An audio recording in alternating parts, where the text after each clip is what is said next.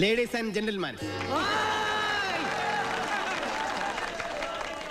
സ്വന്തം ആരോഗ്യം പോലും കണക്കിലെടുക്കാതെ ഇന്നിവിടെ എത്തിച്ചേർന്ന ബഹുമാനപ്പെട്ട ആഭ്യന്തരമന്ത്രിക്ക് എന്റെ ഹൃദയംഗമമായ ബാഷ്പാഞ്ജലികൾ അർപ്പിച്ചുകൊള്ളുന്നു. ജയിൽ അദ്ദേഹത്തിന് അന്യമല്ല. ഇന്നല്ലെങ്കിൽ നാളെ അദ്ദേഹം ഇവിടെ വരേണ്ട ആളാണ്. ജയിലിന്റെ വികസനങ്ങളെക്കുറിച്ച് ചർച്ച ചെയ്യുവാനും കുറ്റവാളികളുമായി ഒരു തത്സമയ സംപ്രേക്ഷണം നടത്തുവാൻ അദ്ദേഹം ആശുപത്രിയിലായിരുന്നു. സ്വന്തം അസുഖത്തെപ്പോലും തൃണവൽഗണിച്ചുകൊണ്ട് ഇന്ന് ഈ സുദിനത്തിൽ ഇവിടെ എത്തിച്ചേർന്ന അദ്ദേഹം എത്രയും പെട്ടെന്ന് യശശരീരായി തീരട്ടെ എന്ന് ഞാൻ പ്രാർത്ഥിക്കും.